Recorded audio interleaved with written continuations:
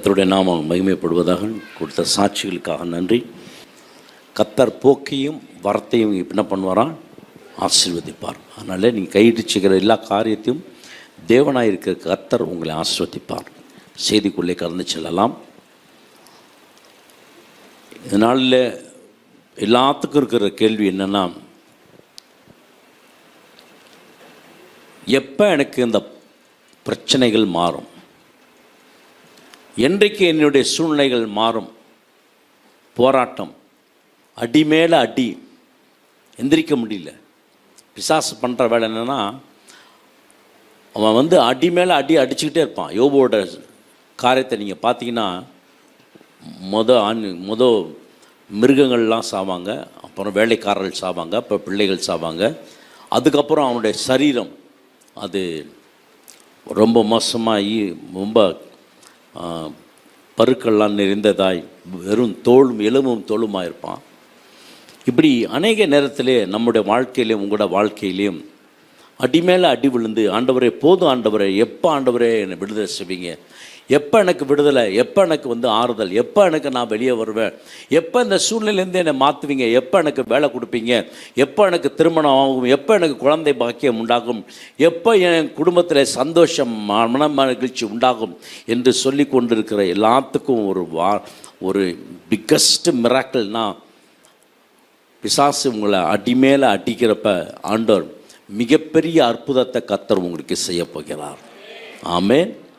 அடி மேலே அடி. போன மாதத்தில் முடியல, இந்த மாதம் ஆரம்பிச்சது முடியல அப்படின்றீங்களா? இன்றைக்கி ஒரு நற்செய்தி.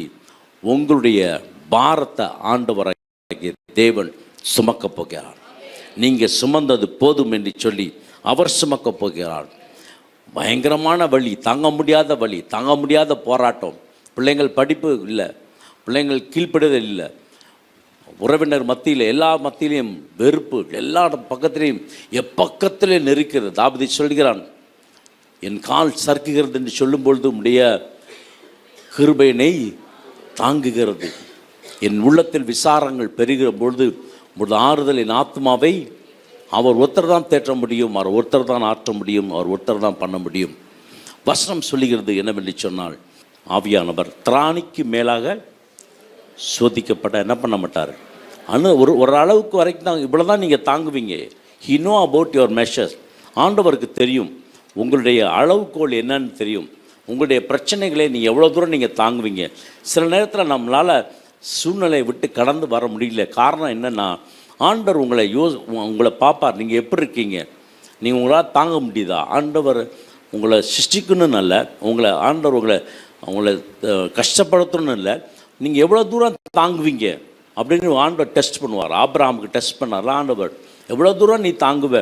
உன்னோட ஒரே குமாரனாகிய ஈசாக்கு எனக்கு என்ன பண்ணிடு, பலி கொடுத்துரு அப்படின்பார். அப்புறம் இந்த 3 நாள் அவனுடைய தகப்பனுடைய இருதயம் எப்படி இருக்கும் யோசித்து பார்த்தீங்களா? 3 நாள் ஒன்றுமே பேசலை. ஆபிரகாம் எதுவுமே பேசலை. ஈசாக்கு வாரான், இது கட்டையெல்லாம் இருக்குது, நெருப்பெல்லாம் இருக்குது. ஆனால் பலிச்சிலத்தை என்ன இல்லை, ஆடு இல்லை. ஆனால் தகப்பனுக்கு தெரியும் ஈசாக்கு தான் பலியாக போகிறான். தகப்பனுக்கு தெரியும். ஆனால் தகப்பன் ஒரு நாள் கூட சொல்லலை, நான் உன்னை பலி செலுத்த போகிறேன்னு சொல்லவும் இல்லை, நான் உனக்கு பலி கொடுக்க போகிறேன்னு சொல்லவும் இல்லை. அப்போ அவனுடைய இருதயம் எப்படியா இருக்கும்? மொரியா மலைக்கு போகணும். ஆண்டவர் ஒரு மலையை காட்டிட்டார், அந்த மலைக்கு போகணும், அங்கே போய் தான் பலி செலுத்துகிறோம். அவ்வளோ தூரம் 3 நாள் பயணம். 3 நாள் பயணம் போய் பையனை போய் பலி செலுத்துகிறோம். என்னங்க நியாயம் அது? 25 வருஷம் கழித்து ஒரு குழந்தைய கொடுக்குறாரு. அந்த குழந்தையும் கொடுத்துவிட்டு என்ன பண்ணுறாரு, அவன் பிள்ளையாண்டான வந்துடுறான், 17 வயசுக்கிட்ட வந்துடுறான். அந்த டைமில் வந்தோன்னே என்ன சொல்கிறாருன்னா, அவனை பலி செலுத்துரு, அவனை எனக்கு கொடுத்துரு, பலி செலுத்து. ஆண்டவர் என்ன அவ்வளோ கொடூரமானவரா? ஆண்டவர் என்ன அவ்வளோ கஷ்டம்? நீங்கள் உங்கள் படுற கஷ்டத்தையும் நஷ்டத்தையும் வேதனையும் பார்த்துட்டு அவர் அமர்ந்திருக்கிற ஆண்டவரா? இல்லை, கர்த்தர் உங்களையும் என்னையும் ஆண்டவர் ஆசீர்வதிக்கிற தேவன். நீங்கள் எப்படி இருக்கீங்க? அந்த சூழ்நிலையில் மறுதளிக்கிறீங்களா அல்ல ஆண்டவரோடு கூட இருக்கீங்களா? நிறைய விஷயத்தில் நிறைய பேர் இந்த மாதிரி சூழ்நிலை வருகிற பொழுது ஆண்டவரை மறுதளிக்க ஆரம்பிப்பேங்க. லார்ட் என்னால் முடியல, ஆண்டவர் என்னால் முடியல, குடும்பம் என்னால் முடியல, பிள்ளைகளை முடியல, என் வேலையில் முடியல, கஷ்டம். நீ அவ்வளோதான் எழுந்திருக்க மாட்டேன். உன் பையனா அவன் படிக்க மாட்டான், உருப்பிட மாட்டான், அவனோட மார்க்கா 35 மார்க், இவெல்லாம் எங்கே தேர போகிறான் அப்படின்னு சொல்கிறத நீங்கள் கேட்குறீங்களா? கர்த்தர் உங்கள் பிள்ளைகளை கர்த்தர் உயர்த்த போகிறார். ஆமென்.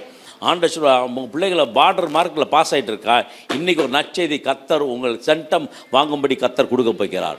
நீங்கள் மாத்திரம் ஆண்டவர் பேரில் விசுவாசமாக இருங்க. எசேக்கியேல் 28:13-14 எடுத்து வாசிங்க. நீ தேவனுடைய தோட்டமாகிய ஏதேனில் இருந்தவன். பத்மராகம் புஷ்பராகம் வைரம் படிகப்பச்சை கோமேதகம் யஸ்பி இந்திரநீலம் மரகதம் மாணிக்கம் முதலான சகலவித ரத்தினங்களும் பொன்னும் உன்னை மூடிக்கொண்டிருக்கிறது. ஆமா, இதெல்லாம் லூசிஃபருக்கு இருந்துச்சு. இந்த மாதிரி நம்ம கேள்விப்பட்டது. மரகதம் பார்த்துருக்கீங்களா? யாராவது மரகதன்ற பேர் பார்த்துருக்கோம், ஆனால் மரகதன்ற கல்லை பார்த்துருக்கோமா? கோமந்திரமா, இன்னும் பண்ணியம்மா, கோமேகமா, அதே பார்த்துருக்கோமா? நம்ம தங்கத்தை பார்க்கறதே கஷ்டமாக இருக்குது இப்போ இல்லை. இந்த மாதிரி ட்ரெஸ்ஸு போட்டவன் தான் யாருன்னா லூசிஃபர். அதனால தான் ஆண்டவர் என்ன வச்சார்னா, இந்த பிரதான ஆசாரியன் இந்த மகா பரிசுத்த ஸ்தலத்துக்குள்ள போகிறதுக்கு முன்னாடி 12 வகையான கற்கள் இருக்கும். இந்த 12 வகையான கற்கள் அவனுடைய பிரேஸ்லெட்டில் போட்டிருப்பாங்க, அவனுடைய இதில் இருக்கும், அவனோட மார்பிள் இருக்கும், அதை அவர் கட்டியிருப்பான். ஏன் தெரியுமா? அவன்கிட்ட இருந்ததை ஆண்டவர் வாங்கி அவன்கிட்ட பிடுங்கி நமக்கு கொடுத்து பிரதான ஆசாரியான அந்த ஆசாரிய பணிக்கு ஆண்டவர் கொடுத்துட்டார். இது பழைய ஏற்பாடு. ஆனால் புதிய ஏற்பாட்டில் ஆண்டவராகிய தேவன் இந்த பிரேஸ்லெட்லாம் நீங்கள்லாம் போட்டு வர முடியாது. ஒரு கம்மல் ஒரு செயின் போடுறதே ரொம்ப கஷ்டமாக இருக்குது. நீங்கள் பாட்டு 12 கற்களை போய் எங்கே போய் தேடுவீங்க? இப்போ நானே இருக்கிறேன்னு வச்சுக்கோங்களேன், 12 கற்களை வச்சு தான் நான் கோடீஸ்வரன் இல்லையா? சொல்லுங்களேன். ஆமாம், ஒரு த்ரோண்டு டைமண்ட் வந்தாவே அவ்வளோ காசு. இப்போ இவ்வளோ பெருசு வச்சுருந்தா நான் இப்படி எவ்வளோ பெரிய பணக்காரன். கர்த்தர் உங்களை பணக்காரனாக இருக்கணும்னு தான் ஆண்டவர் ஆசைப்படுறாரு. ஆமென். ஆசீர்வாதமாக இருக்கணும் தான் ஆண்டவர் ஆசைப்படுறாரு. ஆகவே அதெல்லாம் இல்லை, அதை காட்டிலும் அதிகமான தேவ பிரசனை உங்களுக்குள்ளே எனக்குள்ளே ஆண்டவர் வைத்திருக்கிறார். மண்பாண்டத்துக்குள்ளே பொக்கிஷத்தை வைத்திருக்கிறேன். ஆகவே பிரியமான தேவ ஜனமே, நான் என்ன சொல்ல வருகிறேன் என்று சொன்னால், நீங்களும் நானும் யாருன்னா ஆசீர்வதிக்கப்பட்டவர்கள். மோசே இருந்த நாட்களில் என்ன நடந்தது? த கிரேட் லீடர், பயங்கரமான இஸ்ரவேல் ஜனங்களை அப்படி 20 லட்சம் பேர்த்த அப்படி கூட்டிகிட்டு வரான். செங்கடலை 2ஆக பிளக்கிறான், வாதைகளை கொடுக்குறான், தலைச்சனெல்லாம் சாவுது, பெரிய அற்புதம் நடக்குது. சங்கார தூதன் வரான். நான் சொன்னேன், அவனுக்கு அப்படிப்பட்ட ஒரு அலங்காரமான ட்ரெஸ் இருந்துச்சு. அவனுக்கிட்ட இருக்க அந்த விங்ஸ் அப்படி தூக்கினா அப்படிப்பட்ட மியூசிக் வருமா, பயங்கரமான மியூசிக். அப்படி ஆராதனைக்கு அவன் வச்சிருந்தவனை ஆண்டவர் உங்களையும் என்னையும் இந்த ஆராதனைக்காக கர்த்தர் ஆண்டவர் வைத்திருக்கிறார். நீங்கள் ஆராதிக்கணும், நீங்கள் துதிக்கணும், நீங்கள் தேவனுடைய நாமத்தை மகிமைப்படுத்தணும். ஆகவே உங்கள் வாழ்க்கையில் ஆண்டவராகிய தேவன் அற்புதம் செய்ய வேண்டும் என்று சொன்னால், இயேசு கிறிஸ்து உங்கள் சொந்த ரட்சகராக ஏற்றுக்கொள்ளும் போது மாத்திரமல்ல, தினமும் அவருடைய வார்த்தையை தியானிக்கும். எலியா பெரிய ஒரு ஊழியக்காரன், தீர்க்கதரிசியில் அவங்ககிட்ட சொல்கிறான். என்ன சொல்கிறான்னா, போதும் என் ஆத்துமா என்ன பண்ணிடுங்க, என் உயிரை எடுத்துருங்க, எனக்கு போதும், எனக்கு முடிஞ்சு போச்சு. இந்த உலகம் பட்டாங்க, இந்த உலகம் உங்களுக்கு சந்தோஷத்தை கொடுக்காது. அதுவும் கிறிஸ்தவளாக பிறந்துட்டிங்கன்னா, கிறிஸ்டின் அப்படின்னு வேண்டிட்டிங்கன்னா, அதுக்கப்புறம் பேப்டிசம்னு ஒன்று எடுத்துட்டிங்கன்னா உங்களுக்குள்ள பிரச்சனை மேலே பிரச்சனை வந்து கொண்டே இருக்கும். ஆனால் அடி மேலே அடி விழ விழ அப்போ தான் ஆண்டவர் மிகப்பெரிய அற்புதத்தை ஆண்டவர் உங்கள் வாழ்க்கையில் செய்வார். நான் பிசாசு அடிப்பான் உதவாங்குவீங்க அப்படின்னு சொல்கிறதுக்காக வரல. அதிலிருந்து கர்த்தர் உங்களை எழும்பும்படி செய்வார், பிரகாசிக்கும்படி செய்வார். உங்கள் சூழ்நிலையை கர்த்தர் மாற்றிப்படுவார். என்னாகமம் 11:11. அப்பொழுது மோசே கர்த்தரை நோக்கி, நீர் இந்த ஜனங்கள் எல்லாருடைய பாரத்தையும் என்மேல் சுமத்தினதினால் உமது அடியானுக்கு உபத்திரவம் வரப்பண்ணினது என்ன? உம்முடைய கண்களில் எனக்கு கிருபை கிடையாதே போனதென்ன? இவர்களுடைய பிதாக்களுக்கு நான் ஆணையிட்டு கொடுத்த தேசத்துக்கு நீ இவைகளை முளையுண்கிற பாலகனை தகப்பன் சுமந்து கொண்டு போவது போல உன் மார்பிலை அணைத்து கொண்டு போய் என்று நீர் என்னோட சொல்லும்படி இந்த ஜனங்களை எல்லாம் கர்ப்பம் தரித்தேனோ, இவர்களை பெற்றது நானோ? ஆமா, பாருங்க, இந்த பெற்றது யார்? நானா கேட்குறான். நீங்கள் தானே சொன்னீங்க. பெரிய லீடரு ஒரு சுச்சுவேஷன் வரல, பேர்ன் அவுட் பாங்க, பேர்ன் அவுட். அவ்வளோதான், இதாயிரும், பேர்ன் அவுட்டா முடிஞ்சு போச்சு, எக்ஸாஸ்ட் ஆகிடும். இதுக்கு மேலே தாங்க முடியாதுங்க. மோசேக்கு இதே சுச்சுவேஷன் தான்.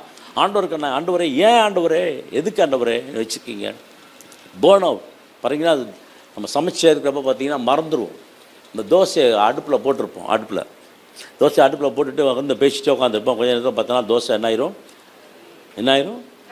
அந்த மாதிரி நிறைய பேரோட வாழ்க்கை அப்படி தான் கருகி போயிடுச்சு. பேர்ன் அவுட்டுன்பாங்க, கருகி போயிடுச்சு. விடாதீங்க. அது கருகி போச்சுன்னா பரவாயில்ல, இன்னொரு தடவை எண்ணெய் தேய்ச்சி தோசையை போட்டு நல்ல தோசையை சாப்பிடுங்க, கர்த்தர் ஆஸ்வதிப்பார். ஆமென், ஹல்லேலூயா. மோசே சொல்கிறான், ஆண்டவரே ஏன் ஆண்டவரே, நான் பாட்டுக்கு பேசாமல் ஆடு மேய்ச்சிட்டு இருந்தேனே, நான் பாட்டுக்கு இருந்தேனே, உங்களை பெற்றது நானா? ஆனால் நீங்கள் சொன்னீங்க நான் எப்படி கொண்டு போவேன்னா, ஒரு தகப்பன் தோளில் சுமந்து செல்வது போல இன்றைக்கி ஆண்டவர் உங்களை அப்படித்தான் தோளில் சுமந்து கொண்டு போகிறார். ஒருவேளை உங்களுக்கு அது தெரியாமல் இருக்கலாம். இன்றைக்கி ஆண்டவர் உங்கள் பிரச்சனையினில் அவர் தோளில் சுமந்து செல்கிற தேவனாக இருக்கிறார். நம்புறவங்க ஆமென் சொல்லுங்க. கர்த்தர் உங்களுடைய பாடுகளில் ஆண்டவர் விட மாட்டார். இந்த பாடுலேருந்து விடுதலை ஆகுவார். மோசேக்கு இதே ப்ராப்ளம் தான் இருந்துச்சு. பெரிய லீடர், செங்கடலை 2ஆக பிளந்தான், 10 வாதைகள் அனுப்பிச்சான். ஆனால் ஆண்டவரை பார்த்து சொல்கிறான், ஆண்டவரே நான் என்ன பெற்றேன்னா, எனக்கு என்ன அது தேவையாது? நான் பாட்டுக்கு ஆடு மேய்ச்சிட்டு இருந்தேன்ல, நான் பாட்டுக்கு இருந்துட்டு இருந்தேன்ல, என்னை குறித்து எதுக்கு ஞானஸ்தானம் தண்ணியில் போட்டு முக்கி எனக்கு அபிஷேகத்தையும் வல்லமையும் கொடுத்தீங்க? ஏன் ஆண்டவரே? இந்த ஜனங்கள் எல்லாருக்கும் கொடுக்கிறதற்கு எனக்கு இறைச்சி எங்கே இருந்து வரும்? எனக்கு இறைச்சி கொடு என்று என்னை பார்த்து அழுகிறார்களே. இந்த ஜனங்கள் எல்லாரையும் நான் ஒருவனாய் தாங்க கூடாது. எனக்கு இது மிஞ்சின பாரமாய் இருக்கிறது. இது என்னவா? நிறைய பேரோட வாழ்க்கையில உங்களுக்கு இது மிஞ்சின பாரம். அப்படித்தானே? நான் சொல்றேன், அப்படித்தான் உண்மை. இல்லை எனக்கு பாரமே இல்லைன்னு சொல்றவங்க கை தூக்குங்களேன். எல்லாரும் ஒரு பாரத்தை சுமந்துட்டு தான் இருக்கோம்.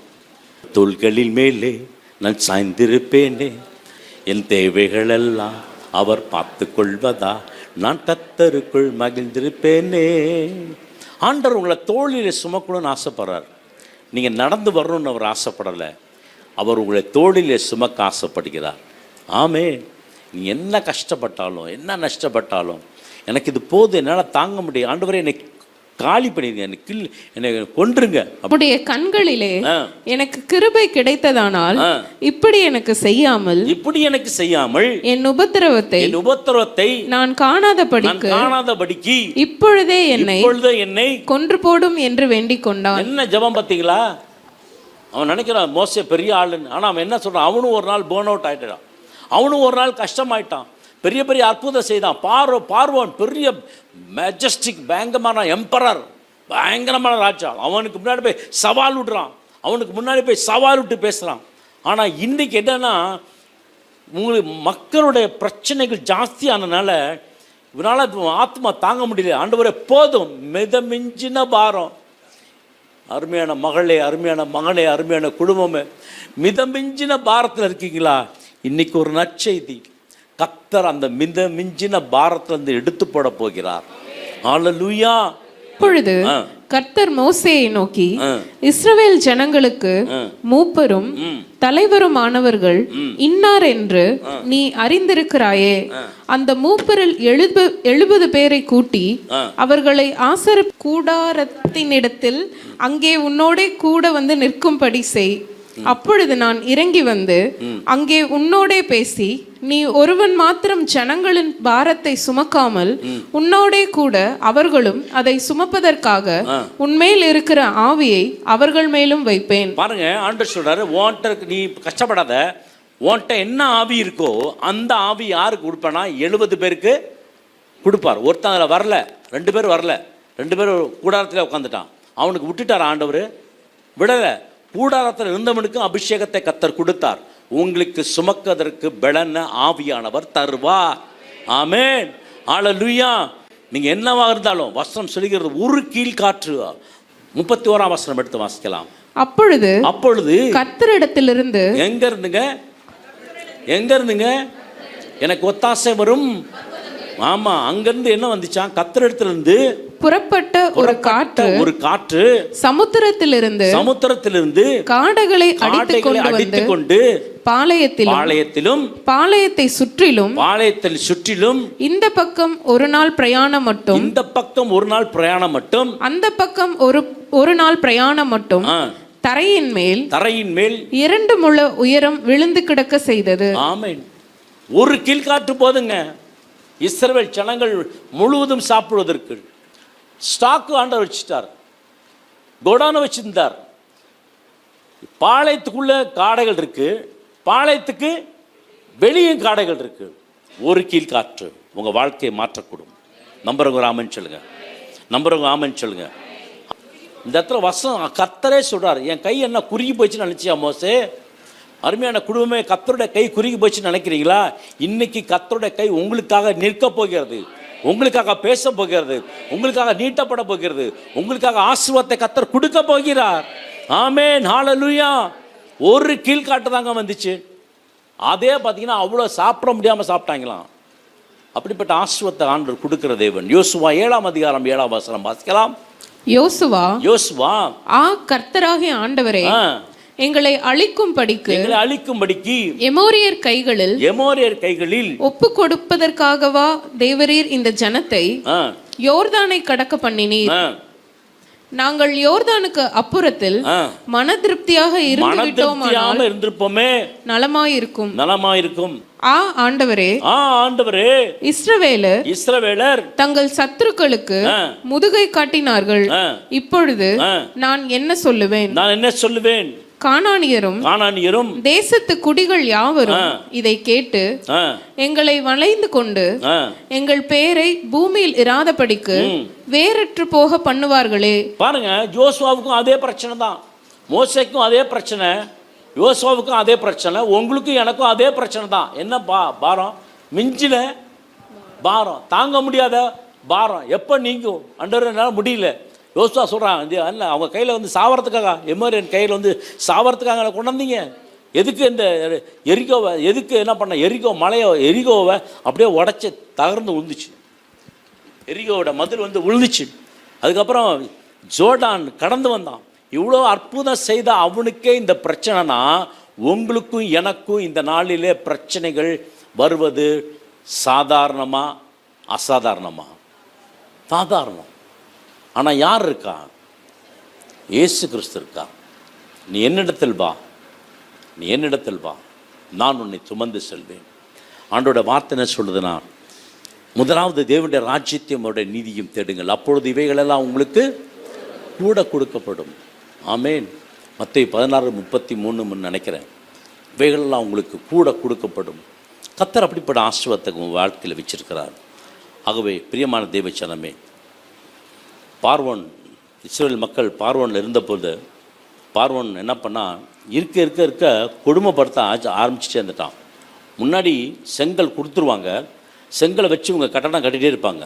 ஆனால் இப்போ என்ன சொல்லிட்டான், செங்கல் நான் தரமாட்டேன், வைக்கலும் நான் தரமாட்டேன், நீங்கள் தான் போய் வைக்கலை என்ன பண்ணணும் தேடி கண்டுபிடிச்சி செங்கல் வந்து இந்த அளவுக்கு எனக்கு வரணும். என்ன மாதிரி ஒரு கொடுமை பாருங்கள். இப்படிப்பட்ட ஒரு கொடுமை இஸ்ரவேல் மக்கள் சந்தித்தார்கள். ஆனால் அதே ஆண்டவர் முடிவாக வச்சாரா? இல்லை. அவர்கள் வெள்ளியோடும் பொன்னோடும் புறப்பட்டு வந்தார்கள். நிறைய பேரோட வாழ்க்கையில் ரிவர்ஸ் கியர் போட்டு ரிவர்ஸில் போயிட்டே இருக்காங்க. ஏரோப்ளைனுக்கு ரிவர்ஸ் கியர் கிடையாது. மற்ற எல்லாத்துக்கும் பார்த்திங்கன்னா ரிவர்ஸ் கியர் இருக்கும். ஏரோப்ளைனுக்கு ரிவர்ஸ் வரும்னா அதுக்குன்னு ஒரு வண்டி வச்சுருப்பான், இல்லைன்னா டிராக்டர் வச்சுருப்பான், அதை இழுத்து நேராக கொண்டு வந்து இப்படி விடும். அதுக்கப்புறம் பார்த்திங்கன்னா அது பறந்து போயிட்டே இருக்கும். அந்த ரிவர்ஸை பற்றி அது எந்திரிக்காது. உங்கள் வாழ்க்கையில் ரிவர்ஸ் கியர் இருக்கவே கூடாது. ஆமென், ஹல்லேலூயா. அந்த ரிவர்ஸ் கியரில் போயிட்டு நீங்கள் பின்னாடி போய் நின்னீங்கனாலும் அங்கே ஆண்டவர் உங்களோடு கூட இருப்பார். ஹல்லேலூயா. நிற்கிற இடத்துல கர்த்தர் ஆண்டவர் உங்களையும் என்னையும் கொண்டாந்து நிறுத்துவார். பிரியமான தேவஜனமே, பயப்படாத. கர்த்தர் மிஞ்சின பாரம் இருந்துச்சுன்னா இன்றைக்கி ஆண்டவர் லெகுவாக்கி போடுவார். ஒருவேளை அது வியாதியாக இருக்கலாம், ஒருவேளை ஃபைனான்ஷியல் க்ரைசிஸாக இருக்கலாம், ஒருவேளை கஷ்டங்களாக இருக்கலாம், நஷ்டங்களாக இருக்கலாம். ஆனால் நீ என்ன செய்யுது? ஃபார்வேர்டு, நீ முன்னாடி போ, துடிந்து போ. கர்த்தர் உனக்கு முன்னே போவார். ஆகவே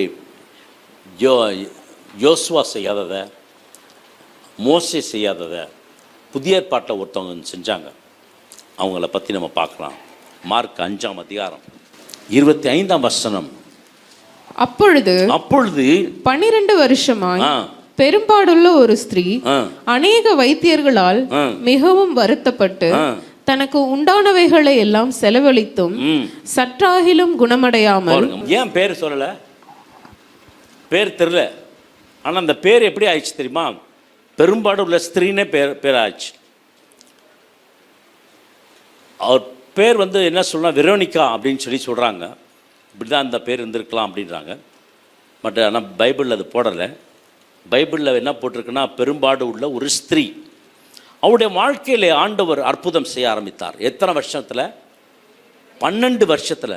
இந்த 12 வருஷமும் அவள் வியாதியிலே உதிரத்திலே ரொம்ப கஷ்டப்பட்டு கொண்டு இருந்தார். இதுக்கிடையில் இன்னொருத்தர் இருக்கார், எவிரு என்று சொல்லப்படுகிறவர். அவர் யாருக்காக ஜெபிப்பார்னா, தன்னுடைய மகளுக்காக ஜெபிப்பார். தன்னுடைய குமாரன் 22 படிங்க. அப்பொழுது ஜெப ஆலய தலைவனாகிய யவீரு என்பவன் வந்து அவரை கண்டவுடனே அவர் பாதத்திலே விழுந்து. ஆமா, யார் தெரியுமா? எவரு? ஜெப ஆலய தலைவன், ஒரு பாஸ்டர். ஒரு பாஸ்டரோட மகளுக்கு என்னாச்சுன்னா, மகள் வந்து மரண அவஸ்தைப்படுகிறா. அவள் சொல்கிறா, நீங்கள் வாங்க, நீங்கள் வந்தீங்கன்னா நீங்கள் வந்து கையை வச்சு ஜெபம் பண்ணிங்கன்னா அவள் உயிர் பிழைச்சிக்குவா அப்படின்பார். ஆண்டவர் சொல்வார், உடனே நான் வரேன் அப்படின்பார். ஆனாலும் அதற்கிடையில் இந்த 12 வருஷத்து உள்ள பிரச்சனை உள்ளே வந்துருச்சு. உங்களுக்கு நிறைய பேர் இடத்துல உங்களுக்கு கிடைக்கும், அடுத்த ஃபைல் உங்கள் ஃபைல் தான் எடுக்க போகிறாங்க, அடுத்தது நீங்கள் தான் ஆஸ்வதிக்கப்பட போகிறீங்க அப்படின்னு உங்கள் ஃபைல் எடுக்க போகிற நேரத்தில் இன்னொரு ஃபைல் குறுக்க வச்சுருவான். பார்த்துருக்கீங்களா? அங்கே பார்த்தீங்கன்னா அந்த ஃபைலை வச்சுட்டே இருப்பானுங்க. நம்ம பார்த்துட்டே இருப்போம், அந்த ஃபைல் வந்துச்சுப்பா, அடுத்த நம்ம ஃபைல் தாண்டா எடுக்க போகிறான் அப்படின்னு சொல்கிறப்ப உண்ணாண்டு ஒருத்தர் நீட்டுவான். வந்து பேங்க்கில் பார்த்துருப்பீங்க, உங்கள் செக்கு பாஸ் ஆகிறதுக்கு போய் கையெழுத்து ஆகிறதுக்கு போயிட்டு இருக்கும், கையெழுத்துலாம் போடுறதுக்கு வந்துடுவார், பேனாவெல்லாம் எடுத்துருவார். அந்த டைமில் பார்த்து என்ன பண்ணுவான், இந்த சப்ஸ்டாஃப் என்ன பண்ணுவான், இன்னும் 2 ஃபைலை கொண்டு வந்து கொடுத்துருவான். அவர் என்ன பண்ணுவார், அந்த செக்கை மேலே வச்சுட்டு இந்த ஃபைலை பார்க்க ஆரம்பிச்சிருவார். உங்கள் வாழ்க்கை அப்படி இருக்கக்கூடாது. உங்கள் செக்கு வந்தோன்னா உடனே ஆண்டவர் கையெழுத்து போட்டு கத்தரை கொடுக்கணும். ஆமென், ஹல்லேலூயா. தாமதத்தை எல்லாம் ஆண்டவர் துரிதமாக மாற்ற போகிறார். நம்புறவங்க ஆமென் சொல்லுங்களேன். ஹல்லேலூயா. எனக்கு தான் வியாதி வந்துச்சு, ஹார்ட்டில் ப்ராப்ளம் வந்துச்சு. அதனால் என்னாச்சு, மருந்து கொடுத்து எல்லாம் கொடுத்து ஸ்டண்ட்லாம் வச்சு காப்பாற்றி கொண்டாந்துட்டாங்க. ஆனால் அது சும்மாவாக கொண்டாந்தாங்க, அதுக்குரிய பணத்தை கொடுக்கணும். அந்த பணம் இழப்பு. நிறைய பேத்துக்கு வியாதி வரும்பொழுது இழப்பு உண்டாகும். இந்த இழப்புலாம் வரக்கூடாதுங்க. தேவனுடைய தாய்சுவன் தழும்புகளால் சுகம் உண்டாகணும். நம்புறீங்களா? ஆண்டவரே, இந்த பட்ட வியாதி எனக்கு வரக்கூடாது, எனக்கு அற்புதம் நடக்கணும், எனக்கு அதிசயம் நடக்கணும், என் வாழ்க்கையில் ஒரு திருப்பம் உண்டாகணும் என்று சொல்லி நீங்கள் செபிக்கும் பொழுது கர்த்தர் ஆஸ்வதிப்பார். இழப்பு, கண்ட்ரோல், லாஸ் யுவர் கண்ட்ரோல். வியாதி வரும்பொழுது லாஸ் யுவர் கண்ட்ரோல். நீங்கள் உங்கள் உடம்பு நம்ம நல்லா இருக்கிற வரைக்கும் நம்ம சொல்கிறத தான் மருந்து கேட்கும்.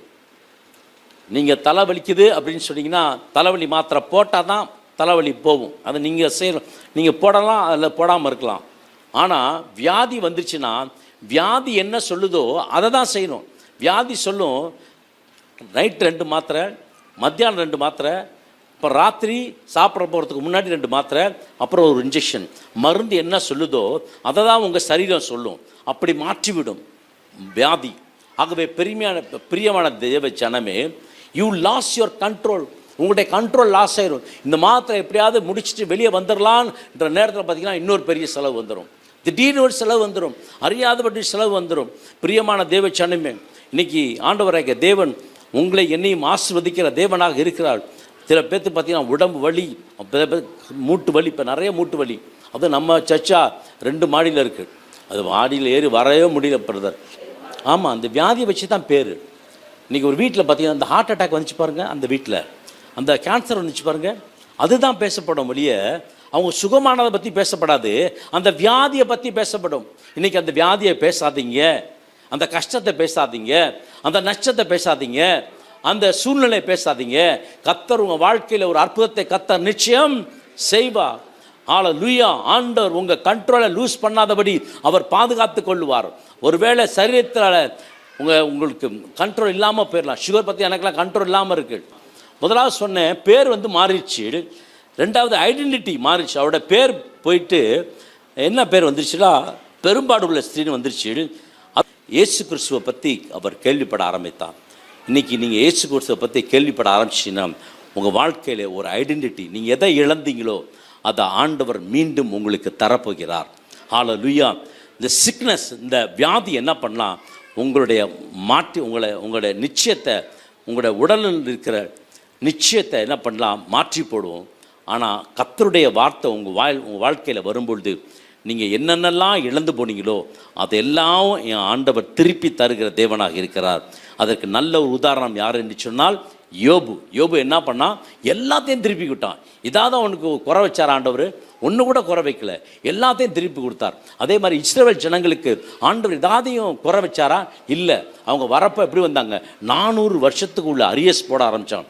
400 ஒரு வருஷம் அரியஸ்லேயே அவ்வளோ வாங்கலாம். பெரிய பணக்காரனாக வந்தாங்க இஸ்ரவேல் ஜனங்கள். இதெல்லாம் எகிப்து தேசத்தை கொள்ளையடிச்சாங்க. நாங்கள் போகிறோம் அப்படின்னு சொன்னோன்னே உடனே காதில் இருக்கிறதுல கழட்டி கொடுத்தாங்க, கழுத்தில் இருக்கிறத கழட்டி கொடுத்தாங்க, கையில் இருக்கிறத கழட்டி கொடுத்தாங்க. இருங்க, பீராவில் இன்னொன்று இருக்குது, அது இருக்குது, அதை கொஞ்சம் கழட்டி கொடுத்தாங்க. அவர்கள் வெள்ளியோடும் பொன்னோடும் புறப்பட்டு வந்தார்கள். இழந்து போனதை ஆண்டவர் என்ன செஞ்சார்? தந்தாரா தரலையா? தருவார். இன்னைக்கும் ஆண்டவராகிய தேவன் தருவார். ஹல்லேலூயா. இழந்து போனதை மீட்கும்படியே மனுஷகுமாரன் இந்த பூமிக்கு வந்தா. ஹல்லேலூயா. நீங்கள் கஷ்டத்தில் இருப்பதுக்காக அல்ல, நஷ்டத்தில் இருப்பதுக்காக அல்ல, உங்கள் வாழ்க்கையை ஆண்டவர் ஐடென்டிட்டி பண்ணும்படியாக, உங்கள் வாழ்க்கையில் ஆண்டவர் கண்ட்ரோல் பண்ணும்படியாக, உங்கள் வாழ்க்கையை ஆண்டவர் சர்டனிட்டி ஆண்டவர் பண்ணும்படியாக கர்த்தர் வைத்திருக்கிறார். ஆண்டவரால் முடியாத காரியம் ஒன்று இல்லை, எல்லா காரியங்களும் அவரால் முடியும். அவரால் முடியாத காரியங்கள் எதுவுமே இல்லை. எல்லா காரியத்தையும் அவர் முடித்து கொடுக்கிற தேவன். ஆகவே தான் ஆண்டவர் சொன்னார், இட் இஸ் ஃபினிஷ். நான் என்ன பண்ணேன்? முடிச்சிட்டேன். உங்களுடைய தரித்திரத்தை முடிச்சிட்டேன், உங்கள் ஏழ்மையை முடிச்சிட்டேன், உங்கள் சாபத்தை முடிச்சிட்டேன், உங்கள் வியாதியை முடிச்சிட்டேன், உங்கள் கடனை முடிச்சிட்டேன். நீ ஐஸ்வர்யவான் ஆகும்படிக்கு கர்த்தர் உங்களை என்னையும் நாளுக்கு நாள் கர்த்தர் உங்களை ஆண்டவர் ஹல்லேலூயா தமது வல்லமையை கர்த்தர் கொடுக்க ஆரம்பித்தார். இந்த காலையில் நீங்கள் வந்து அமர்ந்திருக்கிறீங்க. இந்த காலையில் வந்து ஏன் அமர்ந்திருக்கிறீங்க? ஏனென்று சொன்னால் ஆண்டவருடைய வார்த்தை எங்கள் வாழ்க்கைக்கு வேணும். ஹல்லேலூயா. தேவனுடைய இந்த வீட்டுக்கு தேவனுடைய பிரசன்னம் வேணும். என்னோட வீட்டில் இருக்க லாஸ், என்னோட வீட்டில் இருக்க இழப்பு என்ன பண்ணணும் சொல்லுங்களேன்? மாறணும். என்னோட இழப்புகள் என்னன்னு மாறணும். மாறினது மாத்திரம் இல்லை, ஆண்டவர் என்ன சொல்கிறாராம், அமுக்கி குலுக்கி மடியிலே சரிந்து விடும்படி நன்றாய் அளந்து கொடுப்பார். ஆமென். அவர் கடனாளி கிடையாது. நீங்கள் ஒரு ஏழைக்கு ஏதாவது செஞ்சிங்கன்னா ஆண்டவர் என்னவாயிராராம்? கடனாளி ஆயிடுறாராம். நீங்கள் யாருக்காவது பணம் கொடுத்தீங்கன்னா, ஒரு ஏழைக்கு நீங்கள் மனம் இறங்கி சாப்பாடு போடுறீங்க, இல்லை காசு கொடுக்குறீங்க, அப்படி பட்டிங்கன்னா ஆண்டவர் உங்களுக்கு கடனாளி ஆயிடுறாங்களாம். நீங்கள் விதைக்கிற விதையெல்லாம் ஆண்டவர் உங்களுக்கு திருப்பி 100 மடங்கு கர்த்தர் தருவார். நீங்கள் விதைக்க தேவ சமூகத்தில் எதை காரியங்கள்லாம் விதைக்கிறீங்களோ அந்த காரியத்தெல்லாம் ஆண்டவர் வெற்றி கொடுப்பார். இந்த விதைப்பதில் நான் என்ன பார்த்தேன்னா, ஆசீர்வாதத்தை பார்த்தேன். அந்த ஆசீர்வாதம் உங்களுக்கு வேணும் என்று சொன்னால் நீங்கள் விதைச்சி பாருங்கள், கர்த்தர் உங்களை ஆஸ்வதிப்பார். ஆகவே உங்கள் குடும்பத்தில் என்ன இருக்காதுன்னா, லாஸ் இருக்காது. வெட்டி கிளிகள் பட்சித்த வருஷத்தை ஆண்டவர் திருப்ப தரப்படுறார். நம்புறீங்களா? ஆமாம். முசுக்கட்டை பூச்சிகள் பட்சித்த நாட்களுக்கு ஆண்டவர் ஈடாக திருப்பி தரப்போகிறார். யோவேல் 2ஆம் அதிகாரம் 1ஆம் அதிகாரத்தில் போட்டிருக்கும். 4 வகையான அழிவு. எடுத்து வாசிங்களேன். பெத்துவேலின் குமாரனாகிய யோவேலுக்கு உண்டான கர்த்தருடைய வசனம். முதியோரே இதை கேளுங்கள். முதியோர் இதை கேளுங்கள். தேசத்தின் சகல குடிகளே செவி கொடுங்கள். உங்கள் நாட்களிலாவது உங்கள் பிதாக்களின் நாட்களிலாவது இப்படி சம்பவித்தது உண்டா? இதன் செய்தியை உங்கள் பிள்ளைகளுக்கு தெரிவியுங்கள். யாருக்கு தெரிவிக்கணுமா? யாருக்குங்க? ஊர் உலகத்துக்கு இல்லை, உங்கள் பிள்ளைகளுக்கு சொல்லுங்க. உங்கள் பிள்ளைகள் தெரிஞ்சுக்கிட்டோம். என்ன தெரிஞ்சுக்கிட்டோம்? தேவன் யார், ஆண்டவர் யார், தேவ பிரசனம் என்ன, கீழ்ப்படுதல் என்ன, இது தெரிஞ்சுக்கிட்டோம். எங்கள் அப்பாவை நான் ஒரு நாள் கூட எங்கள் அப்பாவை நான் ஏற்று நான் பேசுனது கிடையாது. எங்கள் அம்மாவை ஏற்று பேசுனது கிடையாது. எங்கள் அப்பா 57 வயசு வரைக்கும் தான் உயிரோடு இருந்தார். ஆனால் எனக்கு இன்னொன்று ஒரு தடவை பிறந்துக்கணும் அப்படின்னு நினச்சா எங்கள் அப்பா தான் எனக்கு வேணும். எனக்கு எங்கள் அப்பா தான் வேணும். உங்களுக்கும் அப்படி தான். உங்கள் அப்பா தான் வேணும். உங்கள் அப்பா மாதிரி நல்லவர் இல்லை, எனக்கு அப்பா தான் எனக்கு ஹீரோ. எங்கள் அப்பாவை தான் நான் பார்ப்பேன். அவர் தான் எல்லாம் மாடலாக இருக்கும். அந்த காலத்தில் அப்படியே ட்ரெஸ் பண்ணுவார், அவ்வளோ அழகாக ட்ரெஸ் பண்ணுவார். நடிகர் 2 மாதம் ஓடும் அவர் நாடகம் நடித்தா. தேவர் ஹாலில் பார்த்தீங்கன்னா அவர் நாடகம் நடக்கும். அப்போல்லாம் சினிமா கிடையாது, சினிமா அவ்வளோ இது இல்லை, நாடகங்கள் தான் நடக்கும். எஸ்வி சேகர் நாகராம் போடுற மாதிரி அது மாதிரி எங்கள் அப்பா நாடகம் போடுவார். நாடகம் போட்டார்னா பெரிய பட்ஜெட்டில் போடுவார், தேவர் ஹாலில் தான் போடுவார். 2 மாதம் ஓடும், டெய்லி சாயங்காலம் 6:30 மணிக்கு ஷோ ஓடும். நான் ஏன் சொல்கிறேன்னா, அந்த அப்பாவே அப்படி இருந்தானா உங்களையும் உங்களுக்காக எனக்காக ரத்தம் சிந்தி மீட்ட என் அப்பா ஏசப்பா எவ்வளோ அன்பு செலுத்துவார். ஆமென். எவ்வளோ அன்பு செலுத்துவாருங்க. அவருடைய சாயலாக இருக்குங்க, எவ்வளோ அன்பு செலுத்துவார். அதுதாங்க தகப்பனுடைய உள்ளம். தோளில் சுமந்து செல்வேன்பார், அதுதான் தகப்பனுடைய உள்ளம். தோளில் சுமந்து செல்லுவார். கவலைப்படாத, பயப்படாத, வருத்தப்படாத. அந்த தெருக்களெல்லாம் நம்ம ஊர் மாதிரி இந்த பெருசாலாம் இவ்வளோ பெரிய ரோடெலாம் இருக்காது, ரொம்ப குறுகிய சந்து தான் இருக்கும். நீங்கள் இஸ்ரேலில் போய் பார்த்தீங்கன்னா அந்த ஜெருசலேம் பட்டணத்தை சுற்றி இப்போ இருக்க தெருக்களில் பார்த்தீங்கன்னா ஒரு குறுகுன தெரு தான் இருக்கும், ரொம்ப குறுக்கலாக இருக்கும், ரொம்ப நேராவாக இருக்கும். அந்த மாதிரி ஒரு குறுகுன தெரு. இந்த குறுகுன தெருவில் நிறைய மக்கள் அவர் பின்னாடி வராங்க. ஆனால் இவளால் என்ன செய்ய முடியாதுன்னா, அந்த சமுதாயத்துக்குள்ளே போக முடியாது. ஒருவேளை நீங்கள் புறக்கணிக்க வச்சுருக்கீங்களா, இன்றைக்கி ஒரு நற்செய்தி, நீங்கள் இயேசு நாமத்தில் எழுந்து நடந்து ஆண்டவர் சமூகத்தில் போய் நில்லுங்க, கர்த்தரோட ஆசீர்வதிப்பார்.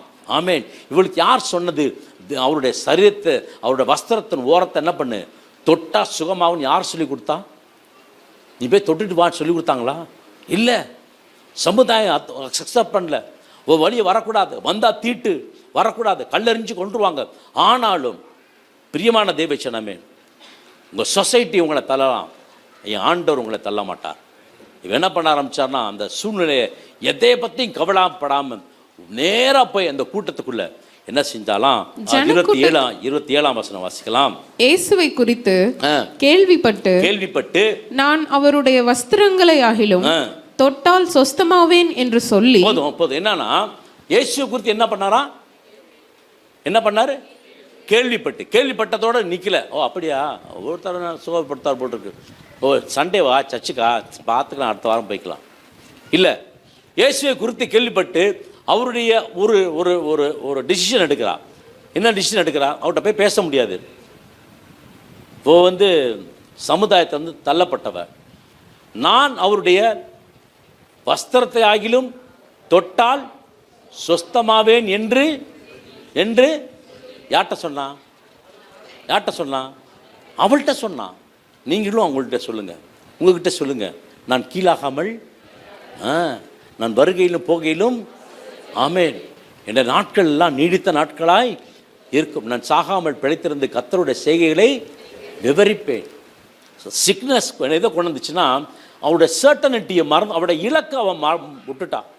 இலக்கு போயிடுச்சு அப்படின்னு நினச்சா. இல்லை, ஆனால் இயேசு குறித்து கேள்விப்பட்ட உடனே அவர் வஸ்திரத்தை நான் தொட்டால் என்ன பண்ணுவேன், சுகமாவேன்னு சொல்லி என்ன பண்ணாராம், அவரை வந்து கொண்டு இருக்கும் பொழுது வீட்டிலேருந்து எழுந்து, சொன்னதோடு மாத்திரம் இல்லை, வீட்டிலேருந்து எழுந்து என்ன பண்ணாராம், ஜனக்கூட்டத்துக்குள்ளே அவருக்கு பின்னக வந்து, எப்படி பாருங்க, எவ்வளோ ஒரு ரிஸ்க் எடுத்திருக்கா.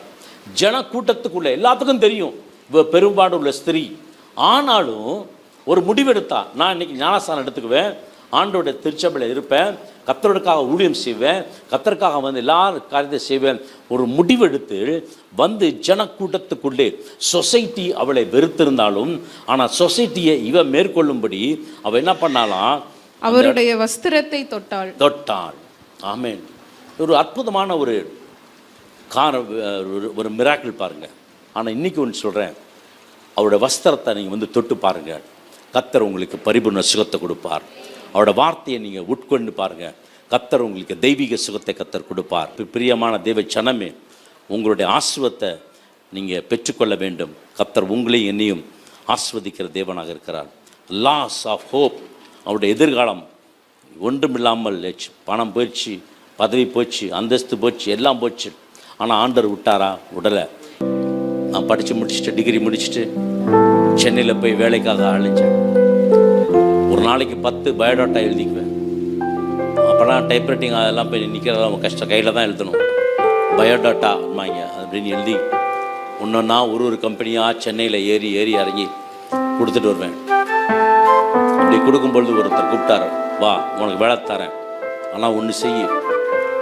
நீ எங்கே இருக்கன்னாரு. நான் ராயப்பேட்டையில் இருக்கேன். பக்கத்தில் பீச் இருக்கால? ஆமாம் இருக்கு, பீச் இருக்கு. நீ பீச் பக்கத்தில் போய் உட்காந்திக்கோ. நாளைக்கு இந்த வேலைக்கு போகலாமா வேணாமான்னு யோசித்துப்பார். யோசித்துட்டு உனக்கு வேலை நிச்சயம், நான் தரேன் வேலை, ஆனால் அது ரொம்ப கஷ்டமான வேலை, உனக்கு வேலை வேணும்னா நான் கண்டிப்பாக தரேன், ஆனால் நீ ஒரு நாள் போய் உட்காந்து பீச் ஓரமாக உட்காந்து யோசித்து பாரு இந்த வேலைக்கு என்ன வேலை தெரியுமா. அப்போ ரெனால்ட்ஸ்னு பேனா ஒன்று இருக்கும், பார்த்துருப்பீங்க, வெள்ளை கலர்லும் ப்ளூ கலர் மூடி, அந்த பேனா விற்கிற வேலை, இந்த ரெனால்ட்ஸ் பேனா விற்கிற வேலை. நாளைக்கு நீ ரைட் தான், நாளைக்கு காலைல வந்துடு வேலைக்கு. நான் உட்காந்தே இருந்தேன், யோசித்து பார்த்தேன் இந்த வெயில் எப்படி இந்த பேனாவை எடுத்துகிட்டு சென்னையில் அப்படியே அலையிறது. அப்படியே உட்காந்துட்டு இருந்துட்டு நான் போல. அப்புறம் இன்னொரு இடத்துக்கு வேலைக்கு போனேன். அவர் என்னை பார்த்தார், நீ என்ன படிச்சிருக்க, நான் படித்ததெல்லாம் பார்த்துட்டு, நீ இவ்வளோ நல்லா இப்போ இருக்க, நீ இப்போ தாம என்ன பண்ண, எம்ஏ ஜேக்கப் அண்ட் கம்பெனி அப்படின்னு அந்த மேட்லாம் விற்கிறவங்க, அப்போ இருக்கான்னு தெரில, மேட் விற்கிறவங்க. அவர் சொன்னார், நீ ஒரு நல்ல ஒரு ஹோட்டலில் ரிசப்ஷனிஸ்டாக போயிரு, இல்லை ஒரு மெடிக்கல் ரெப்பாக போயிரு, இந்த வேலை உனக்கு வேணாம். அப்போ அந்த படிப்பு வந்து ஒரு பெரிய படிப்பு பார்த்துக்கோங்க. உடனே நான் அங்கேருந்து வெளியே வந்துட்டேன். திருப்பி மறுநாள் அடுத்த கம்பெனி ஆபெக்ஸ்ன்னு சொல்லி ஒரு மெடிக்கல் கம்பெனி இன்னும் இருக்குது, ஆபெக்ஸ் மருந்து கம்பெனி. அதில் மெடிக்கல் ரெப்புக்காக போகிறேன், டையெல்லாம் கட்டிட்டு நல்லா ஜம்முன்னு போகிறேன். போனால் எல்லாம் சொன்னேன், ஒருத்தர் சொல்லி கொடுத்தாரு, நீ எனக்கு மாத்திரம் நீ வேலையை கொடுத்துட்டா நான் மார்க்கெட்டை உடச்சிருவேன் அப்படின்னு நீ சொல்லு அப்படின்ட்டான். சரி அவன் சொன்னானேன்னு சொல்லிட்டு நான் சொல்லிவிட்டேன்னா அவனுக்கு எல்லாம் போய் மற்றவன்கிட்ட சொல்லிட்டு இவன் சொல்கிறான், இவன்கிட்ட வந்து கொடுத்தானா மார்க்கெட்டை உடச்சிருவானா, அந்த அளவுக்கு பிஸ்னஸ் பண்ணுவானா அவன் அப்படின்னு சொன்னால் எல்லாம் சுந்தி உட்காந்து நின்றுட்டாங்க. எங்கே சொல்லு, எப்படி மார்க்கெட் உடப்ப சொல்லு பார்ப்போம் அப்படின்ட்டாங்க. அடாடா தெரியாதரமாக சொல்லிவிட்டோம்டா. அவனே சொல்லிட்டான், யாரோ உனக்கு சொல்லி கொடுத்துருக்காங்க, அதை வந்து நீங்கள் வந்து சொல்கிற. இப்படி தாங்க வேலை ஆரம்பிச்சிச்சு. ஒரு கதவா ஒவ்வொரு ஆஃபீஸாக ஏறி இறங்கி கடைசியில் சதன் ஸ்கூட்டர்ஸ், எத்தனை பேருக்கு தெரியும் தெரியல, லேம்பரட்டா ஸ்கூட்டர் இருந்துருக்கு, தெரியும், கேள்விப்பட்டிருக்கீங்களா? இந்த ஸ்கூட்டர் லேம்பரட்டா ஸ்கூட்டர், அந்த ஸ்கூட்டர் கம்பெனியில் ஒருத்தர் சேர்த்து விட்டார் வேலைக்கு. நீ இதில் வேலை செஞ்சுக்கோ, ஸ்பேர் பார்ட்ஸில் அங்கே வேலை செஞ்சுட்டு. அங்கே என்ன வேலை தெரியுங்களா, இந்த ஜாமான்லாம் சரியான வரல, ஜாமான்லாம் சரியாகாத சூட்டாத ஜாமான்லாம் ஹெட் ஆஃபீஸுக்கு மும்பைக்கு அனுப்பணும். அதை வைக்கல் போட்டு டப்பா வச்சு ரோட்டில் வச்சு அடுக்கு. எல்டம்ஸ் ரோட்டில் எனக்கு நல்லா தெரியும், எல்டம்ஸ் ரோட்டில் உட்காந்து சுற்றி வச்சு அடிச்சிட்ருக்கேன். நான் படித்தது என்னென்னா கம்ப்யூட்டர் பிஜி அப்பயே முடிச்சிருந்தேன், பிஜி டிசிஏ முடிச்சிருந்தேன், கம்ப்யூட்டர் அப்ளிகேஷன். என் கிளாஸ்மேட்லாம் பார்த்துட்டு, டேய் ராபின்சன் உனக்கு ஏன்டா இந்த வேலை அப்படின்னார்கள். அந்த வேலையில் எல்டம்ஸ் ரோட்டில் அந்த ரோட்டில் நின்று வைக்கலை வச்சு அடித்து உட்காந்துட்டு இருந்தேன். அந்த மாதிரி ஒரு வேலை, கஷ்டமான ஒரு வேலை, பிடிக்கவே இல்லை. ஆனாலும் அந்த 500 ரூபா சம்பளம், அந்த 500 ரூபா சம்பளத்துக்காக அந்த வேலைக்கு போயிட்டு இருந்த பொழுது தான் ஒரு நாள் ஒரு அப்ளிகேஷன் வந்துச்சு. அப்ளிகேஷன் போட்டிருந்தேன், அந்த அப்ளிகேஷன் வந்துச்சு. இன்டர்வியூ கூப்பிட்டாங்க. இன்டர்வியூ போய் போனால் 150 பேர்கிட்ட உள்ள ஒர்க் பண்ணிட்டுருக்காங்க, எல்லாம் கம்ப்யூட்டர் வச்சு ஒர்க் பண்ணிட்டுருக்காங்க. இதை பார்த்துட்டு நான் பயந்துட்டேன், ஐயோ இதுக்குள்ளே போய் நம்மளை எடுக்க மாட்டானுங்களா, நிச்சயமாக எடுக்க மாட்டாங்க, நம்ம போயிடலாம்னு சொல்லிட்டு என் கூட அந்த ஃப்ரெண்டை அழைச்சிட்டு வா போகலாம். அண்ணே சும்மா இருங்கண்ணே, இவ்வளோ தூரம் வந்துட்டீங்க, நீங்கள் அட்டன் பண்ணுங்கண்ணே. அப்புறம் நான் என்ன பண்ணேன், அட்டன் பண்ண ஆரம்பித்தேன். நான் என்ன சொன்னேன், அவங்க அந்த கம்பெனி என்ன பண்ணுது எதுவுமே தெரியாது. பட் ஆனால் அந்த கம்பெனி மிகப்பெரிய ஒரு கம்பெனி, கொத்தாரியோட ஒரு டிசி கொத்தாரியோட சுகர்ஸ் பார்த்துருப்பீங்க, கொத்தாரி சுகர்ஸ், கொத்தாரி ஃபர்டிலைசர்ஸ், அந்த கம்பெனியில் இருக்கிற நான் பேங்கிங் ஃபினான்ஸ் கம்பெனியில் நான் போய் உட்காந்துருக்கேன். அவங்க என்ன பண்ணுறாங்கன்னு தெரியாது. ஆனால் அவங்க போனேன், நான் சொன்னதெல்லாம் ரொம்ப நல்லா இருக்குன்னு சொல்லிட்டு என்னை செலக்ட் பண்ணிட்டாங்க. அது எனக்கு தெரில. நான் திருச்சிக்கு வந்துட்டேன். திடீர்னு ஒரு நாள் காலையில், நீ சர்டிஃபிகேட்லாம் எடுத்துகிட்டு வா, உன்னை செலக்ட் பண்ணிட்டோம். ஆமேன். இப்படி தான் என்னுடைய ஆரம்பம். எடுத்த உடனே என்னை தூக்கி எங்கே போட்டாங்க தெரியுமா, திருநெல்வேலியில் போட்டாங்க. திருநெல்வேலியில் வேலை செஞ்சேன். கிட்டத்தட்ட ஒரு 15-16 வருஷம் அந்த இதில் வேலை செஞ்சு, அதுக்கப்புறம் பிரான்ச் மேனேஜர் ஆகி, அதுக்கப்புறம் தான் இந்த வாழ்க்கை வந்து எதுவுமே உடனே வந்துடாது. வாழ்க்கையில் கஷ்டம், வாழ்க்கையில் பாடுகள், உபத்திரவங்கள், கஷ்டங்கள் ஆண்டவர் மாற்றுவாருங்க. நீ கஷ்டப்படுறீங்களா, உங்கள் கஷ்டத்தை ஆண்டவர் சந்தோஷமாக மாற்ற போகிறார். இன்னைக்கு அழுவுறீங்களா, உங்கள் கண்ணீரை ஆண்டவர் கழிப்பாக மாற்றுவார். நீங்கள் ஒடுவின ஆகவியில் இருக்கீங்களா, ஆண்டவர் உங்களுக்கு ஹல்லேலூயா ஆசீர்வாதத்தை கர்த்தர் கொடுப்பார். ஆமென், ஹல்லேலூயா. எங்கள் அப்பா நான் பைக்கில் வர்றதை பார்க்கறது ரொம்ப ஆசைப்பட்டார். எங்கள் அக்கா ஹஸ்பண்டோட பைக்கை வாங்கிட்டு எங்கள் அப்பா எங்கள் வீட்டுக்கு போனேன். ஓட்டி, தம்பி ராபி நீ பைக்லேயே நில்லு, நீ ஓட்டுறதை நான் பார்க்கணும் அப்படின்னாரு. அப்போ என் பைக் கிடையாது, என்கிட்ட சைக்கிள் கூட கிடையாது. நான் அந்த பைக்கை ஓட்டிட்டு போகிறப்ப எங்கள் அப்பா அவ்வளோ ஆசையாக பார்க்குறேன், அவ்வளோ ஆசையாக பார்த்தாரு. தகப்பருடைய அன்பு அதான். பிள்ளைகளை வாழ வச்சு பார்க்கறதான் தகப்பருடைய அன்பு. எங்கள் அப்பா அப்படி பார்த்தார். மரண தருவாயில் இருக்கிறார். கடைசி நாட்களில் மறிச்சு போகிறார். கொஞ்ச நாள் தான் இருக்கார். 2 கிட்னி ஃபெயிலியர். நான் வேலைக்கு போயிட்டேன், திருநெல்வேலி போயிட்டேன். எனக்கு என்ன வந்துச்சுன்னா டெலிகிராம் தான் வந்துச்சு, அப்பா இறந்து விட்டார் என்று சொல்லி. அதுக்கப்புறம் எங்கள் அப்பா வந்து என்னால் பார்க்க முடியல. அதுக்கப்புறம் எங்கள் அப்பாவை நான் பார்க்க முடியல, பேச முடியல. அவ்வளோ அன்பு செலுத்தினவர். அப்பா மேலே அவ்வளோ உயிர், அப்பானா அவ்வளோ உயிர். அதை காட்டில் நம்ம தேவ ஆண்டவர் இருக்கார் பார்த்தீங்களா, அவர் உங்களை கைவிட மாட்டார். அவர் உங்களை விரட்டி விட மாட்டார். அவர் உங்களை அவமரியாதை பேச மாட்டார். அவர் உங்களை துக்கப்படுத்த மாட்டார். அவர் உங்களை தேற்றுவார். என் பிள்ளை நல்லா இருக்குன்னு நினைப்பார். என் பிள்ளைகளை ஆசீர்வாதமாக இருக்குன்னு நினைப்பார். ஆண்டவர் அப்படிப்பட்ட ஆண்டவர் தான் நம்ம ஆண்டவர். ஆமே. அவர் உங்களுக்காக எனக்காக பேசுவார். அவர் உங்களுக்காக எனக்காக வழக்காடுவார். She lost the identity, she lost the society, she lost the resources. எல்லாம் முடிஞ்சு போச்சு. ஆனால் இந்த அற்புதம் மாத்திரம் பைபிளில் மிகப்பெரிய. உடனே அவளுடைய உதரத்தின் ஊரல் நின்று போயிற்று. அந்த வேதனை நீங்கி ஆரோக்கியம் அடைந்ததை அவள் தன் சரீரத்தில் உணர்ந்தாள். அப்புறம் உடனே இயேசு தம்மிலிருந்து வல்லமை புறப்பட்டதை தமக்குள் அறிந்து ஜனக்கூட்டத்துக்குள்ளே திரும்பி என் வஸ்திரங்களை தொட்டது யார் என்று கேட்டார். பாருங்க, உன் பாவம் மன்னிக்கப்பட்டது, நீ சேர்ந்துச்சு போ. உன் படுக்கை எடுத்துக்கொண்டு நடந்த லாசருவே வெளியே வா. அதுக்கப்புறம் உன் கண்கள் குருடரை பார்த்து நீ பார்வை அடைஞ்சிட்ட, நீ போ, நீ சுகப்படுவ. இப்படிலாம் சொன்னவர் இதில் ஒரு வார்த்தை கூட சொல்லியிருக்க மாட்டார். இதான் சொன்னாராங்க. எல்லா மிராக்கிளை காட்டிலும் இந்த மிராக்கிள் ரொம்ப சூப்பர் நேச்சுரல் மிராக்கிள் தான் வேதாகமத்திலேயே. சொல்லவே மாட்டார், எந்த வார்த்தையும் சொல்ல மாட்டார். வஸ்திரத்தை அப்படி தொட்டார், சுகம் ஆயிடுச்சு. அவருக்கு தான் தெரியும் வல்லமை பரட்டு போயிருக்குன்னு. ஏதாவது சொன்னாரா, ஏதாவது கேட்டாரா, யார் இங்கே வந்திருக்கா, உனக்கு நான் சுகப்படுத்த போகிறேன், நீ எப்படிப்பட்டவன், ஏதாவது கேட்டாரா, சொன்னாரா, எதிர்பார்த்தாரா? இல்லை. எதிர்பார்க்காமலே ஆண்டவர் அற்புதம் செய்வார். நீங்கள் தூங்கி கொண்டிருக்கும் பொழுதே கர்த்தர் உங்களுக்காக வேலை செய்து கொண்டு இருப்பார். நீங்கள் ஆண்டவர் விட்டு ரொம்ப தூரம் போயிட்டீங்கனாலும் கர்த்தர் உங்கள் பின்னாடியே வந்துட்டே இருப்பார். அவர் உங்களை காண்கிற தேவன். அல்லேலூயா. அவர் உங்களை விட்டு விலகுவதும் இல்லை, உங்களை கைவிடுவதும் இல்லை. என் ஆண்டவர் அன்பு உள்ள தகப்பன். ஆமே. அவர் அணைத்து கொள்வார். உடனே யார் கைவிட்டாலும் ஏசப்பா கைவிட மாட்டார். எசேக்கியேல் பயந்து போய் படுத்து தூங்கினான். சீரிய படை சூழ்ந்துச்சு.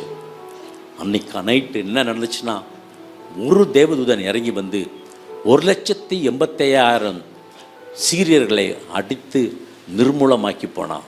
ஒரு தேவதூதன். உங்கள் வாழ்க்கையில் ஒரு நாள் அப்படி நடக்கும். உங்கள் வாழ்க்கையில் ஒரு நாள் அப்படி நடக்கும்.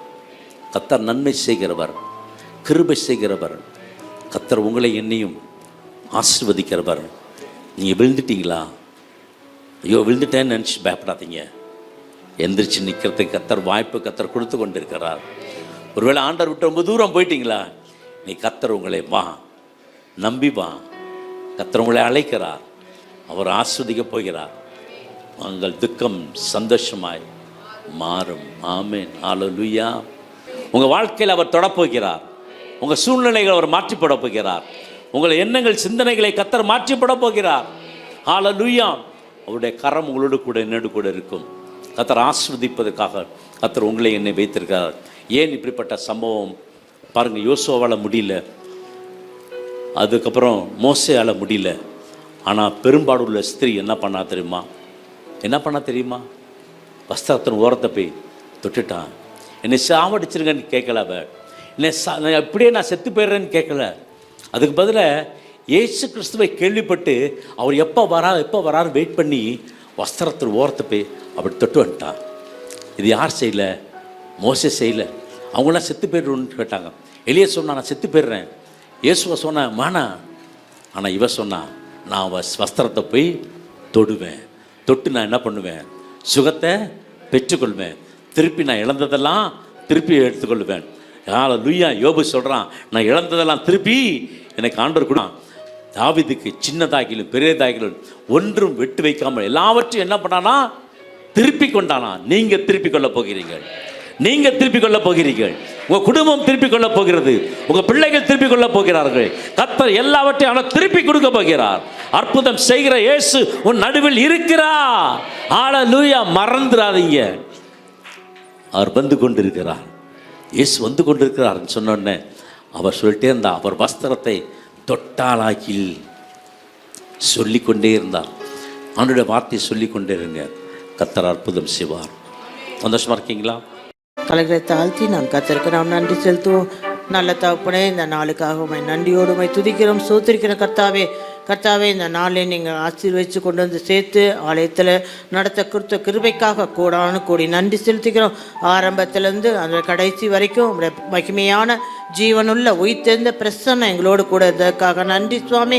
கேட்கப்பட்ட செய்திப்படி ஆண்டவரே, எங்கள் வாழ்க்கையில் ஆண்டவரே எத்தகைய எக்ஸ்ட்ரீமில் போயிருந்தாலும் ஆண்டவரே கர்த்தாவை, வெட்டுக்கிளிகள், முசுக்கட்டை பூச்சிகள் ஆண்டவரே எல்லாம் பச்சித்த விளைவின் பலனை மீண்டும் தருவேன்னு சொன்னது போல இந்த நாட்களை இயேசுவை நோக்கி பார்க்கிற ஒரு வாழ்க்கையை தரும்படிக்கு நாங்கள் செபிக்கிற சுவாமி. ஆண்டவரே, கெட்ட குமாரன் போல ஆண்டவரே தகப்பன் வீட்டுக்கு திரும்பி என்று ஆண்டவரே எப்படி முடிவு செய்தாரோ அதுபோல எங்களுடைய வாழ்க்கையில் எத்தகைய பள்ளங்களுக்குள்ளே நாங்கள் கடந்து போனாலும், எத்தகைய மேடுகளுக்குள்ளே கடந்து போனாலும், கடைசி ஒரு அடி எடுத்து வைக்கும்போது கூட உங்களுடைய கிருபை எங்களை தாங்கி எங்களை தூக்கி எடுக்கும்படிக்கு நாங்கள் ஜெபிக்கிறோம். இந்த நாளில் கர்த்தாவே ஆண்டவரே, பிரச்சனைகள், போராட்டங்கள், வாழ்க்கையினுடைய எல்லைகளுக்குள்ளே கடந்த ஒவ்வொரு பிள்ளைகளையும் உங்களுடைய கரத்தில் நாங்கள் ஒப்பு கொடுக்குறோம். தூக்கி எடுக்கிற தெய்வம் ஆண்டவரே, தோளில் மேல் சுமக்கிற தெய்வம், கடுகு ஒத்த பலனை கொடுத்து ஆண்டவரே மீண்டும் எழும்பி பறக்க வைக்கிற ஒரு கிருபையை கொடுத்து எங்கள் வாழ்க்கையில் ஆசீர்வதிக்கக்கூடிய நல்ல தகப்பனாக நீரை கடந்து வந்ததற்காக உமக்கு நன்றி ஆண்டவர். இந்த வார்த்தைகள் மூலமாக நீ எங்களை தேற்றுவதற்காக நன்றி. இயேசுவை கேள்விப்படத்தக்கதாக, இயேசுவை ருசிக்கத்தக்கதான இன்னொரு ஒரு வாழ்க்கை எங்களுக்கு கொடுத்த கிருபைக்காக, இன்னொரு ஒரு தருணத்தை எங்களுக்கு கொடுத்ததுக்காக உமக்கு நாங்கள் நன்றி செலுத்துகிறோம் ஆண்டவரே. தகப்பன் மடியில் சாய்ந்து நாங்கள் ஆண்டவரே உறங்கத்தக்கதான ஒரு கிருபை கொடுங்க, வாழத்தக்கதான ஒரு கிருபை கொடுங்க, சாட்சியை நிலைப்படுத்தத்தக்கதான கிருபை கொடுங்க.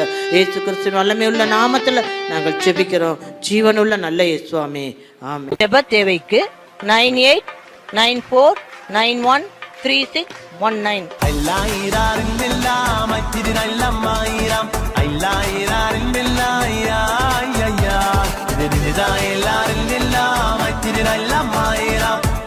எல்லாரும்